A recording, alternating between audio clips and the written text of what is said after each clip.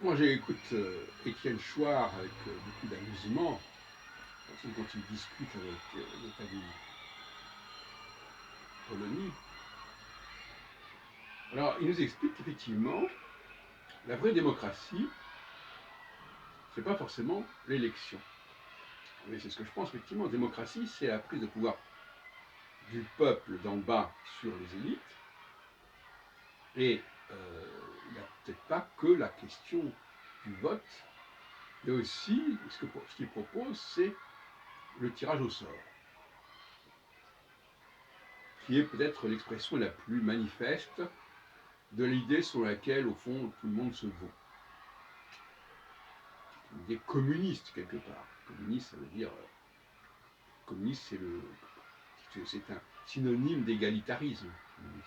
Tout le monde est pareil. On est tous comme les autres. Et il nous explique, alors il parle de Tocqueville, il parle des Grecs, hein, il nous explique que sa théorie du contrôle des gens qui ont été choisis, alors en l'occurrence par le tirage au sort, c'est justement parce que ces gens-là, on ne sait pas ce qu'ils valent, ils sont tirés au sort. Donc on a une légitimité à les contrôler, qu'on n'aurait pas s'ils étaient élus. Alors déjà, on oublie beaucoup cet élément-là. Et puis alors, Chouard, il ne fait pas partie du peuple, il faut être sérieux. Donc il joue sur le mot peuple. Hein. Le peuple, c'est celui qui est en dessous. Lui, il est quand même, c'est un intellectuel, il appartient à une certaine oligarchie, qu'il le veuille ou non. Donc déjà, il y a une ambiguïté profonde. De même que Madame Polony aussi. Mais alors on joue sur les mots. Le peuple, oui, bah oui, nous sommes dans le peuple français. Oui, mais alors le peuple, c'est le peuple d'en bas. Alors, c'est quoi le peuple? Alors on en a parlé dans un café philo McDo. Cette double signification du peuple, tantôt c'est. Alors lui, il va dire, moi je fais partie du peuple. Mais non, je fais pas partie du peuple.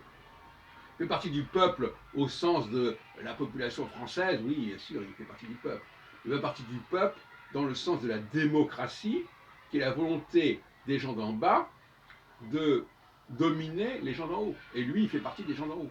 Il fait partie des gens d'en haut, un peu comme les juifs qui étaient favorables au christianisme, étaient favorables aux païens, étaient favorables aux gens d'en bas. Parce que le christianisme, c'est un mouvement social, en fait. Donc, effectivement, il y a toujours des gens d'en haut qui sont du côté des gens d'en bas. Ben, Chouard et Polony, ce sont des traîtres par rapport à leur caste, en quelque sorte. Et puis alors, c'est très intéressant d'écouter tout ça. Euh, on est dans le déni, effectivement, de légitimité des gens d'en haut, mais on peut se demander pourquoi ils sont en haut. Alors, on peut dire qu'ils sont en haut parce qu'on les a mis en haut, ou ils sont en haut parce qu'ils sont en haut et qu'on reconnaît qu'ils sont en haut. Et là, on retombe dans une problématique chrétienne de remise en question des juifs. C'est toujours la même histoire. C'est les gens d'en bas qui veulent prendre la place des gens d'en haut. C'est pas très compliqué. Et la démocratie, c'est exactement ça. Alors qu'on ne nous fasse pas croire que la démocratie, c'est le peuple qui se gouverne tout seul, etc. Non, c'est la volonté des gens d'en bas de prendre la place des gens d'en haut. Tout comme l'oligarchie, c'est la volonté des gens d'en haut, quelque part, de dominer les gens d'en bas. C'est pas compliqué, ça.